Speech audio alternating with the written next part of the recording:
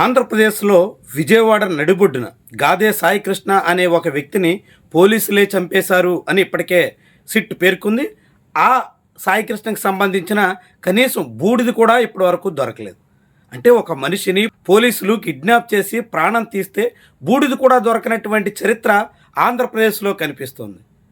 అంతేకాదు, ఒక 2 ఏళ్ల చిన్నారి తల్లిదండ్రుల చెంత నుంచి మిస్ అయితే ఇప్పటికీ నెల రోజులు గడుస్తున్న ఆ చిన్నారి ఆచూకీ కూడా దొరకలేదు. అంటే ఒక వ్యక్తి ప్రాణాలు తీస్తే బూడిద కూడా దొరకదు, ఒక చిన్నారి మిస్ అయితే ఏమయ్యిందో కూడా స్పష్టత లేనటువంటి పరిస్థితుల్లో ఆంధ్రప్రదేశ్ ఉంటుంది. వీళ్ళిద్దరే కాదు, సముద్రంలో మత్స్యకారులు గల్లంతైతే వాళ్ళ జాడ కూడా కనిపెట్టలేనటువంటి పరిస్థితుల్లో ఆంధ్రప్రదేశ్ రాష్ట్ర ప్రభుత్వం మిగిలిపోతుంది. అంటే భూమి మీద సముద్రంలో ఎక్కడ వ్యక్తులు మిస్ అయినా, ఎక్కడ ఎవరు ఆచూకీ గల్లంతైనా కనిపెట్టలేని పరిస్థితుల్లో మన హైటెక్ ముఖ్యమంత్రి ఉన్నారా, హైటెక్ ప్రభుత్వం సాగుతుందా అనేటువంటి సందేహం అయితే కలగక మానదు. ఇలాంటి అనేక మంది జనాలకు సంబంధించిన ప్రాణాలకు సంబంధించినటువంటి అంశాలు చర్చించాల్సినటువంటి సమయంలో ముఖ్యమంత్రి ఒక యూట్యూబర్ వ్యవహారం చాలా ముఖ్యమైనటువంటి అంశంగా మారిపోయింది. ఆ యూట్యూబర్ రావణ్ ప్రశ్న ఛానల్లో ఎవరినో కించపరిచారు అని ముఖ్యమంత్రి ఇప్పుడు వాపోతున్నారు. అంటే రావణ్ నిజంగానే దేవుళ్ళని కించపరిస్తే, రాముణ్ణి సీతమ్మ వారిని అందరినీ అవమానిస్తే ఇప్పటి వరకు ఈ ప్రభుత్వం ఏం చేసింది, ఎందుకు చర్యలు తీసుకోలేదు, పవన్ కళ్యాణ్ మీద వ్యాఖ్యలు చేసేటంత వరకు, పవన్ కళ్యాణ్ కామెంట్స్నే తిరిగి మాట్లాడేటంత వరకు ఈ ప్రభుత్వానికి దేవుణ్ణి నిందించినా ఎందుకు పట్టలేదన్నట్టు, దేవుడి మీద అనేక రకాలుగా విమర్శలు ఎక్కువ పెట్టినా ఎందుకని పట్టలేదన్నట్టు ప్రభుత్వం సమాధానం చెప్పాలి కదా. చంద్రబాబుకి ఇప్పుడే దేవుడి మీద భక్తి పుట్టుకొచ్చిందా? ఎప్పుడో రావణ్ గతంలో చంద్రబాబు సీఎంగా ఉండగా చేసినటువంటి కామెంట్స్ మీద ఇప్పుడెందుకు మొసలి కన్నీరు కారుస్తున్నారు? ఈ మొసలి కన్నీరు యొక్క మర్మం ఏంటి? ఇలాంటి ప్రశ్న ఎవరికైనా ఉదయిస్తుంది కదా. అంటే రాష్ట్రంలో పిల్లలు మిస్ అవుతున్నా, మత్స్యకారుల జాడ లేకపోయినా, అనేక మంది పోలీస్ కస్టడీలోనే ప్రాణాలు కోల్పోతున్నా, వాళ్ళ జాడ ఆఖరికి బూడిద కూడా దొరకనటువంటి పరిస్థితికి వచ్చినటువంటి నేపథ్యంలో వాటి గురించి జనాలు మాట్లాడకుండా తమ వైఫల్యాల్ని కప్పిపుచ్చేసే దానికోసం, తమ లోపాలని బయటకు రాకుండా చూసుకోవడం కోసం రావణ్ ఎపిసోడ్ని ఈ ప్రభుత్వం వాడుకుంటుందన్నట్టుగా ముఖ్యమంత్రి మాటలను బట్టి ఇట్టే అర్థమవుతుంది. ముఖ్యమంత్రికి ఒక యూట్యూబర్ మాట్లాడిన మాటల కన్నా మించిన ప్రాధాన్యత లేదా? నిజంగానే యూట్యూబర్ రావణ్ రాముణ్ణి కించపరిస్తే యూఏపీఏ కేసు కట్టడమే సరైనదైతే, మరి అదే రాముణ్ణి మోసగించి ఆ రాముడు ఆలయంలో ఆస్తులన్నీ కొల్లగొట్టి ఆ రాముడి మీద నమ్మకంతో జనమిచ్చినటువంటి కానుకలన్నీ కాజేసినటువంటి వాళ్ళ మీద ఎలాంటి చట్టాలు పెట్టాలి? ఏ తీరున వాళ్ళని శిక్షించాలి? రాముణ్ణి నిందించినటువంటి వాడే నేరస్తుడైతే, రాముణ్ణి మోసగించి దగా చేసి నిలువున దోపిడీ చేస్తే వాణ్ణేమనాలి?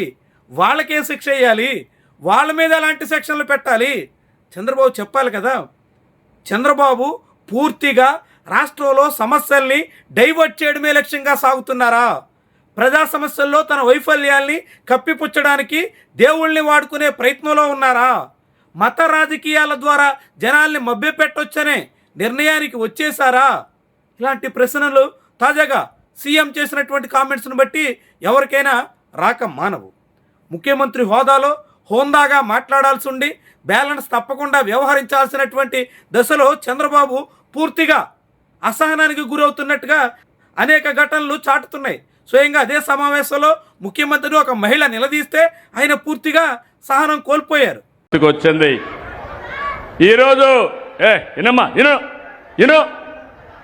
అమ్మాయి నా పక్కన మీకు కొత్తగా నేర్చుకున్నారు ఈ డ్రామాలు.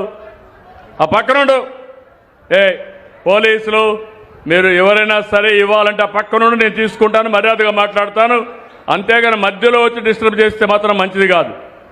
మీ వ్యక్తిగత సమస్యల్ని ఈ పక్కకు రామ్మా, నువ్వు పక్కకు రా, నువ్వు చెప్పింది వినాలి. సమస్య పక్కకు తీసుకొచ్చి తెలిపెట్టి నాకు పరిచయం చేయండి. ఎవరు బై ఫోర్స్ తీసుకుపోవద్దండి. తీవ్రమైనటువంటి స్థాయిలో ఆ మహిళను బెదిరించే ప్రయత్నం చేశారు.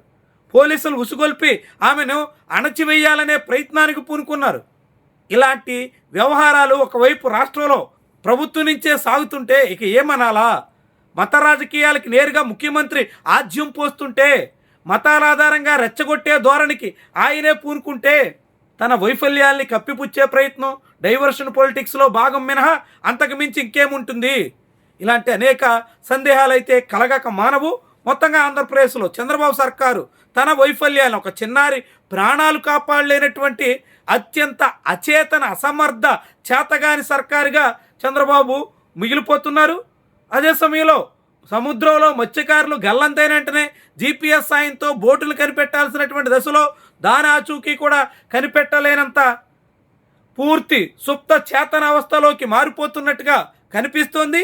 ఇలాంటి తన వైఫల్యాన్ని కప్పిపుచ్చడానికే మతం కళ్ళద్దాలు జనం అందరికీ తొడిగి జనాన్ని మభ్యపెట్టొచ్చు అనే భ్రమంలో కూరుకుపోతున్నట్టుగా భావించాల్సి ఉంటుంది. ఏపీలో జనాలు అంత త్వరగా మత రాజకీయాల ద్వారా చంద్రబాబు ఆశిస్తున్నట్టుగా డైవర్ట్ అయిపోతారనుకుంటే బాబు భ్రమ తప్ప అంతకు మించి ఇంకేం కాదన్నది మాత్రం సుస్పష్టం.